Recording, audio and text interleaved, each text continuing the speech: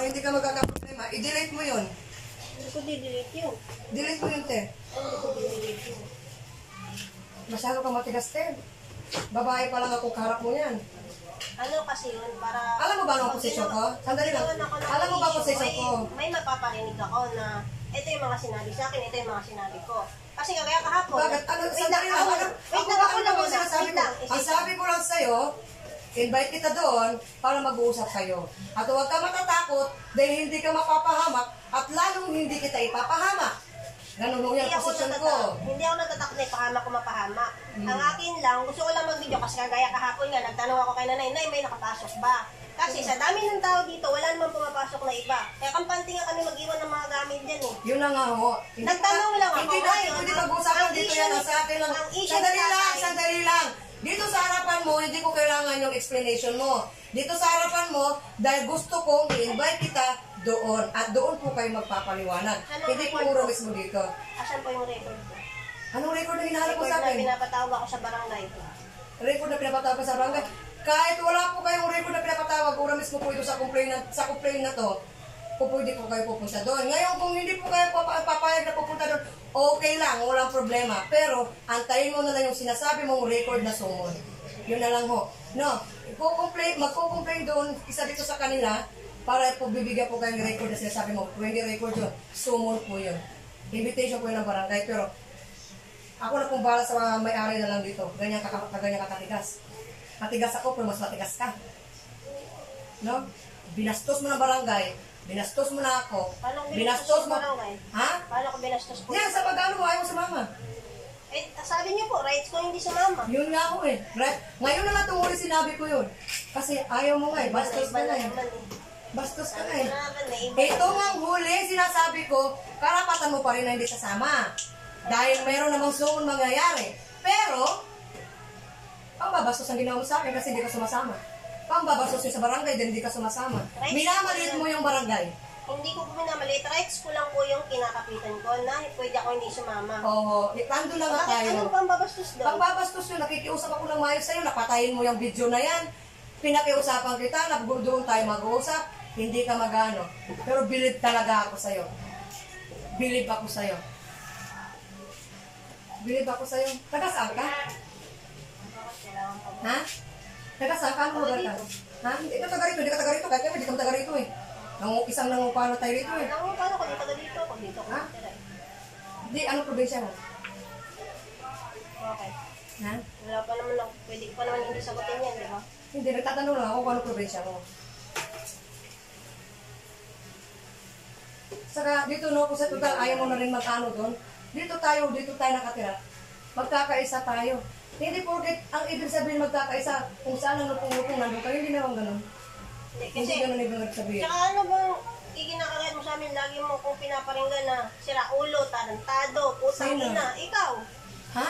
Ikaw. Pinaparinggan kita? Oo, tungkol din sa bintana. Pwede mo naman akong kausapin. Ah, gano'n ba? Ikaw ba nagtanggal niyan? Ay, sino pa ba? Oh, okay. At least napag-usapan natin yan. Lahat naman. Sandali lang. Kilala ko ba ang nagtanggal niyan? May sinabi ba akong, Makoy, sira ulo ka, putang ina ka. Sinira mong bintana ko dito. May sinabi ako? Pwede mo naman akong kausapin ng maayos. May sinabi ba akong pangalan? Kahit na minumura mo pa rin ako. Minumura ko ang taong hindi ko kilala. Pero wala akong sinabing pangalan. Talaga naman, nagagalit ako sa ganyan. Pero hindi ko ibig sabihin na ikaw na pinapatamaan ko. Ngayon kung nasaktan ka, yun pala, ikaw palang gumawa. Ako lang naman gumawa. Tama yun, umamin ka. Tama yung umamin ka. Pero wala akong binanggit na pangalan. Na Makoy, putang ina ka, sinira mo yung bintana ko. Wala. May narinig ka? May pangalan mo, binanggit ko? Alam naman ng lahat. Gusto mo dalawa kami mag-complain dito sa'yo? Hindi complain mo. Oo, di ba? Pero kaya ko yung gagawin na paraan yung complain ko kasi hindi ka sasama eh. Total, inopen mo na rin, putang ina. Ako may kasalanan ngayon sa'yo? Bakit? Sinabi ko ba? Kasi ang sabi ko kasi, nagmumura ako dyan. Na wala naman akong binanggit pa. Totoo, umamin ako, nagmumura ako. Pero may sinabi ba akong pangalan mo? Ayun na nga. Pwede naman akong kausapin ng maayos, ipaayos sa akin yan. Kaya ako din naman ayos. O gawin mo na, kung gusto mo. Kasi nung time na ano yan. Pero wag na. Class, hindi ko na kailangan papagawa yan. Lalayasin ako sa punyetang kwarto na yan. Hindi kaya-aya. Diba? Kaya nga sabi ko sa'yo, believe ako sa'yo, pero tignan mo mabuti pag-uugali ko kung magbibilib ka sa akin. Hindi tayo pupunta ng barangay. Okay lang. Ngayon, nagbigla ako nagkaroon ng kasalanan sa'yo dyan. Natural, magmumura ako kasi sira. Pero wala ko sinabing pangalan mo. Ngayon, kung nasaktan ka doon, pasensya ka. Kasi ikaw pala nagsira. Diba? Binalik ko lang yung dati. O, yun na nga, te. Binalik mo yung dati. Nagmumura ako dahil ang inupahan ko, sira. Lababo, sira. May binanggit ba akong pangalan? Tagal na sila yung lababo. O, matagal na palang sila ng lababo. May binanggit ba akong pangalan kung sino minumura ko? Ha, te? Alam ng lahat yun. Imposible hindi mo. Kahit alam ng lahat yan, kung nagmumura ako dyan, pero wala pa rin akong binanggit na pangalan kung sino ang putang ina na yan. Pero ngayon, dahil nasaktan ka, ibig sabihin, ikaw ang gumawa. Nalaman ko rin. Pero alam mo, ganito lang ugali ko. Pero mabait ako. Marunong ako makisama sa lahat. Marunong ako makibagay sa lahat. Pero hindi ako tipong taong traidor na kung anong ibabalibag ko dyan, kung ano man yan, hindi ako ganun. Pero marunong ako magtanong. Tao kasi yan. Dali lang. Sandali lang, Kuya Alan. Mag-uusap pa tayo ulit, no? Huwag ka matakot. Hindi naman ako na mamamatay tao. Meron ka palang problema para bawat isa sa amin dito. Sana sinabi mo yon. Ako, it's ko. Nandito ako, mag-aayos na ako sa inyo. Pati rin pala ako. Walang problema sa lahat. Sila may problema sa akin kasi hindi ako nakikisama. Yun ang problema nila sa akin. Ako, wala akong pakialam dyan. Pagkasama ko hindi. Wala akong ano dyan. Ngayon, kung nagpumura ako dyan, na ikinagagalit mo, pasensya. Kaya ikaw palang gumawa, na hindi ko alam. Kasi pagkakalam ko, binas na namin yan, sira. So, needless to say, pinaupa sa amin, sira. Pero wala ko sinabing ikaw. No. Pero huwag ka matakot sa akin. Palagi ko sasabi sa'yo, huwag ka matakot sa akin. Hindi ako nangangaing tao at hindi ako mamamatay tao. No. Mag-ano ka lang sa akin. Kung anong kailangan problema muna, pag-usapan natin. Huwag yung basta-basta ka magsasalita na ano. Pag-usapan, puro nga parinig eh. Sino nagpaparinig? Ako. Puro nga parinig mga tao eh. Ay, mga tao. Huwag ka mag-ano kung halimbawa, at Kuya Aite, andito na ako, nagtatrabaho ako ng barangay. Kung may ano ka sa kanila problema, ate, mga po ka dyan, ate, yung kapitbahay natin ganito, ganyan. Huwag ka agad magsasalita na ikakasakit nila. Ano ba kasing kinakasakit? Nagtanong lang naman talaga ako kahapon kung Ano ba kasi nangyari? nawala nga po yung tsinelas. Anong klase tsinelas? Dalawang tsinelas yung pambahay namin lagi na may... Saan mo ba nilagay? Diyan lang yun. Sa dami-dami ng Kung ano bang sinabi mo, ano bang binitaw mo salita? Kaya nga kayo na napansin mo na baka may gumawa ng tsinelas. Yan lang ang sabi ko, nawalan kami ng tsinelas na eh. Sa'yo ko nagsabi na eh. Ikaw yung... Ang sabi mo, sino kaya ka mo kumuha ng sinelas? Pag nakita ko kung sino may suot nun, mapapahiya talaga sa akin. Yun ang sabi mo. Yun na yung kinagabihan. Nung nag-uusap na kami nung kasama ko na... Meron ka ng sinusungkit. Hindi ko alam kung damit yata yung sinusungkit mo. Tapos tinanong kita, ano ba yung nasira? Ay, ano ba yung wala? Sinelas. Hindi, nilalabas ko na yung gamit dyan kasi nung nakalakal yung gamit dyan, doon pa nawala yung tsinelas. Pangyan! Kaya nga inalis ko yung gamit eh. Yung dumating ka daw nung gabi, kasunod yung mga bata. Nag-iisap ako sa'yo, tanggalin mo na, delete mo. Magkakasundo, magkakayos tayo dito.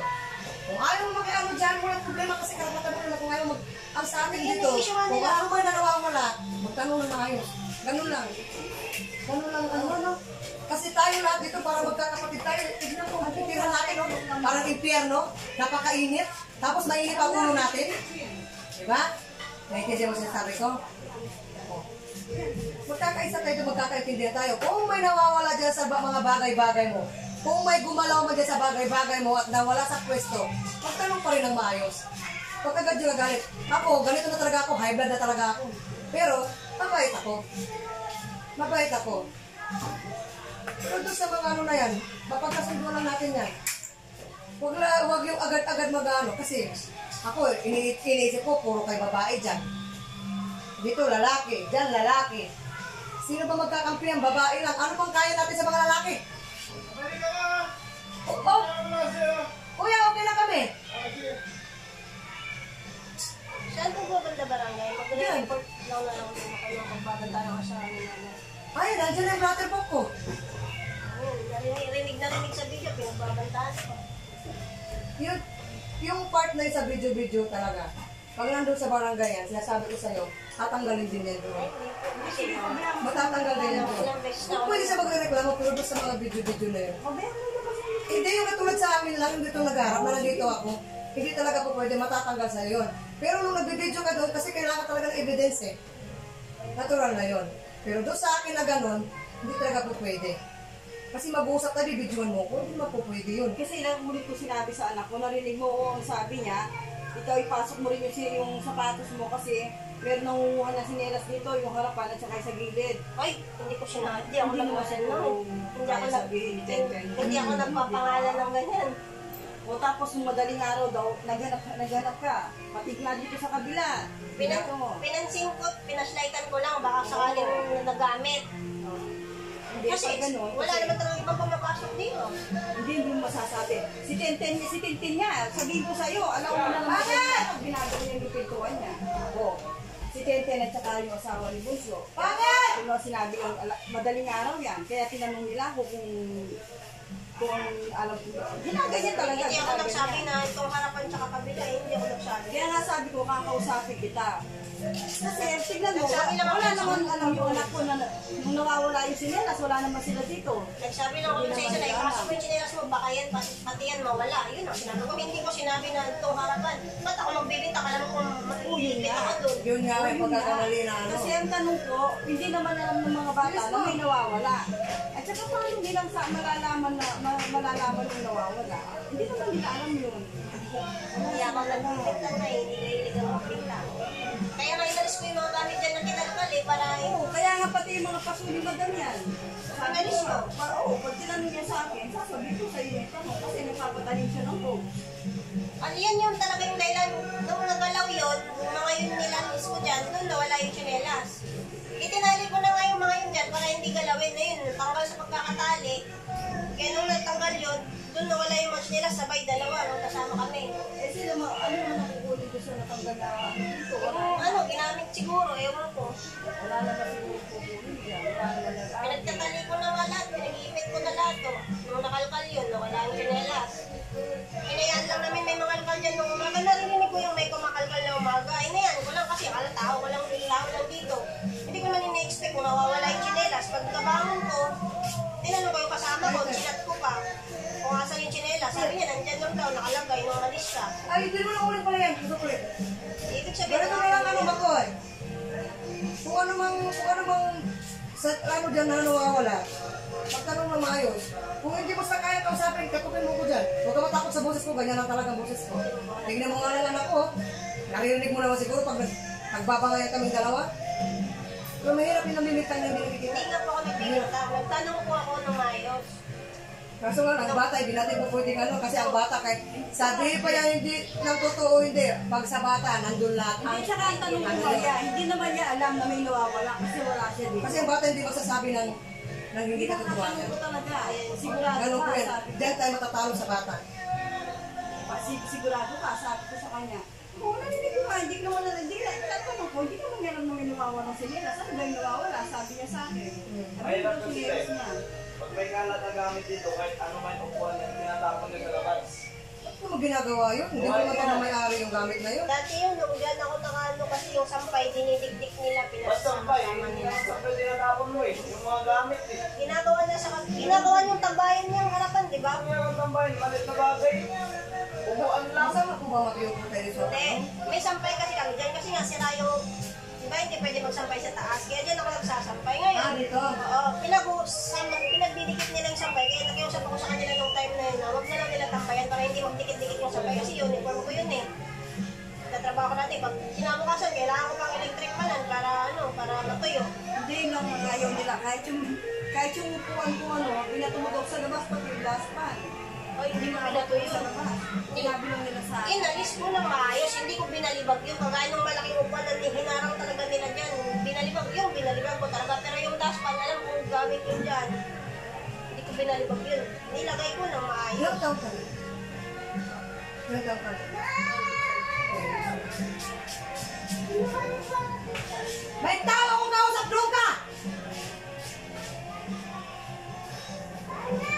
Huwag tayo basta-basta mag-ano, huwag tayo basta-basta mag-asta-asta. Hindi natin pagmamayari ito nandito, pero nagbabayad tayo buwan-buwan. Binabayaran natin yung hindi natin pagmamayari. Lahat tayo dito, hindi atin to. Yung sinelas ni Bunso, bago yan, 2 araw lang yung binili. Nandito lang yan, nakita niya, cut na yung dito, pero wala siyang sinabi, hindi siya binagbintang. Pero yung sinelas niya talaga, nakita namin, cut dito, imposible. Paano ka? Dito, parang dinunting. Yan. Eh, di sabi nga niya, Nay, ano ba?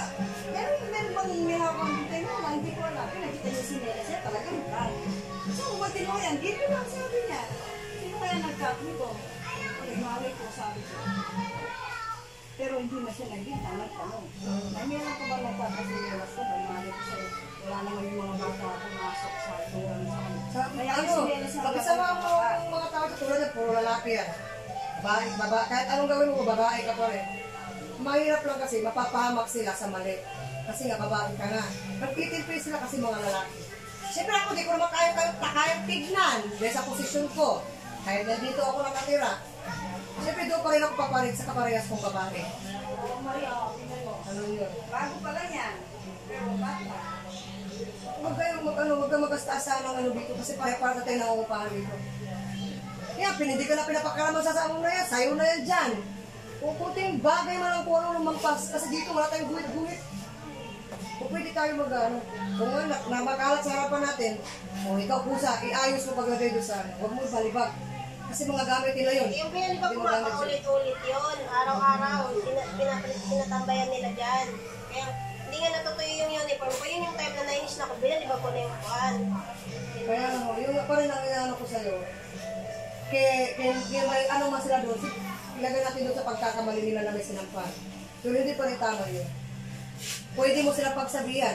Pwede mo silang ireklamo sa tao kung sino humawak dito. Ganun yun. Pwede naman. Kagaya yung At saka dito sa atin, wala tayong Hindi natin guhit-guhit. alam kung sino gumamit ng sungkit. O, siyempre nakakapagdamdam yung Hindi, yung bahay na doon, doon ko nakukuha 2 beses na. bukahanin ka mo, hindi babalik sa pinaglagay. Wala ba kayo pambili ng sungkit? Sa makakarinig, masabi masabit yun. Oo man. Gaya nung sabi niya, kung galing niya ganun, ganun din ako magsalita. Kaya, tinanong ko niya, kinuha mo yung sungkit niya? Kaya, tingnan mo, bumili ako ng sungkit. Kaya sungkit na yan, pakalat-kalat lang, di ako sino gusto gumamit. Saka ito pagkatandaan mo. Wala tayong guhit-guhit dito. Nakakaawa naman yung Wala tayong guhit-guhit dito. Napakalit lang ang space natin. In-explain na ni Tatay Mario na, kaya hati talaga yan dyan. Hindi yan tayo, hati na tayong ganyan. Pero kung hindi naman nakaka-disco, hindi naman nakaharap sa pintuan mo, hindi naman nakaharap Kasalak sa dananan mo. Oo. O, yun mo na ako Kahit na bahagya lang. Ako, hinihingi ko na pasensya sa nanay ko, patanda na talaga yan. Ayun, naintindihan ko naman yun. O, 90 na yan. Kaya nga sabi ko na, huwag kang gumagalaw ng gamit niya. Kasi ayaw niya yun. Eh, hindi na, itong matanda, may pagkamakulit. Kaya lagi ko siya sinabagaan. Ganun ang sabi ko sa kanya. Makipag-ayos ka sa kanila na walang ano. Kasi, makikipag-ayos yun, lalo naman akong ginagawa Hindi, sa kanya. makipagsundo ka. Pagin okay ka sa lahat dito. Okay naman ako. Ang issue nga kasi nila sa akin, hindi ako nakikisama dyan, hindi ako nakikihalubilo, hindi ako Karapatan mo nakikipag-usap. yun. Hindi po kasi talaga ako sanay. Kasi Hindi na nasa issue loob nila lang sa'yo, ako. ang issue nila sa'yo, yun nga, kung inaligaw, itatapon mo. Pag may na ano, o itabi mo naman yan. Tapos, pinalabas ni Maria yung ano sa anak ko, yung motor niya. Ano ba yan? Sikip-sikip na nga, ang dami pa nakaharap. Hindi mo maiwasan yun. May mga kanya-kanya kaming motor dito. Yeah, bakit? Galit ba yung kapitbahay? May motor dito, may motor din ako. Talagang mag-ano po, pero hindi yun sa gabal para sa daan mo. Nakakadaan ka pa rin maluwang. Kasi dito yung motor ko, dito yung motor nila. Nakakadaan ka pa rin maluwang. Hindi, ako talaga, hindi. Hanggat simula, hinihingi ko sa inyo pasensya. So, halimbawa man, may sumusobra sa ano mo, kasi si nanay talaga, hindi ko, lagi ko nga yung binabantayan eh. Minsan, talagang inaano niya. Sabi ko na nga lang yung upuan minsan nandito. Sabi ko sinasabi nga, huwag ka nag-dialog, huwag ka nag-dialogay na ano ang bagay. Oo. Kung diferensya lang yan, pwede pag-usapan sa maayos na ano. Kasi yung may tao nagagalit sa'yo. Sige, antayin Tulad sa akin yan. Nagsasalita ako dahil nadat na ko sira na at ang lababo sira na rin. Pero never ako nagkaano na ikaw kasi wala akong alam. Dahil ang pag-inano ko niyan, yung inupahan namin. Hindi nga namin sinabi sa kanya yung ikaw na gano'n yun. Alam mo yan, narinig na kasama ko na may nagsabi dyan. Eh, wala magpangalan ng isa. Sabi namin, siguro Wala nagsabi sa akin. Sabi namin, galing siya dyan. Galing si Makoy dyan. Wala nagsabi sa akin na kahit ikaw nagsira niyan. Sabi namin, galing si Makoy dyan. Alam, narinig ng kasama ko. Kaya nga, inawin niya ako pag hindi ako kinakausap. Sabi ko, bayan mo na lang, antayin mo na lang kausapin tayo. Kasi nung dumating din talaga po kami dyan, sira po yan. Ito, diyan to galing. Ginawa ko. Kasi wala nang tao dito. Kaya ako, inayos ko yan. Kaya nung lumipat kami, ako din umayos. Tsaka yung ini-issue ni tatay na yung lagayan, ang sabi kasi ni tatay sa akin, yung mga nakalagay dyan, yung asawa mo po, yung mga nakalagay dyan, diyan na niya dinatnan. Kay tatay Mario na daw yun, sa may-ari ng bahay. Ngayon, di ba ayoko ng kalat na, gusto ko yung alisin. So, sabi ko kay tatay Mario, tay, alisin ko po yung mga kahoy dyan. Sabi ni tatay Mario, gamitin mo kung gusto mong gamitin kung kailangan mo. Kaya ginamit ko yan. Ngayon, ang inaano niya, ginamit ko na yung gamit niya. Eh, hindi naman niya sinabi sa kanya, sinabi naman niya kay tatay Mario. Hindi naman alam ni tatay Mario yan, ginagamit lang sa akin. May chat pa ako kay tatay Pero Mario. meron pa rin dapat talaga na pagkakataon na may time sa atin si Mario Kata. Pag-uusapin tayo eh. Ito nga yung ayos-ayos yung Kasi pinapayos na. pag hindi tayo nagkakaintindihan, magkakagulo talaga tayo. Pag ano. Kung hindi mangyayari, nandiyan sa loob. Kung hindi mangyayari yun, ha? Pasok na ako. Pumasok ka! Kung hindi ko kasi mangyayari ganito na mag-uusap tayo, hindi kita maintindihan. O at least ngayon nag-uusap tayo, naiintindihan kita. Diba? Ano po kasi yung complain? Bakit po ako pinapapuntang barangay? Yun lang po yung Ikukomplain nga ka, mag-uusap nga kayo sana doon. dahil doon siya nawalan chinelas. Wow, dahil sa pagbibintang mo nga daw. Hindi ako nagpunta. Yun ang inaano. Kaya, yun ang inaano ko, masabi ko sa'yo. Yan, ito, kasama ko, batay bayan dito. Kahit saan ako pupunta, maingay talaga ako. Pero, pag ako may galit sa isang tao, hindi ako pwedeng magpaparinig na kailangan ko maglagay ng pangalan. Ganon ako. Kung naririnig mo, kaya nagkasagutan kami dito ni Petisoy.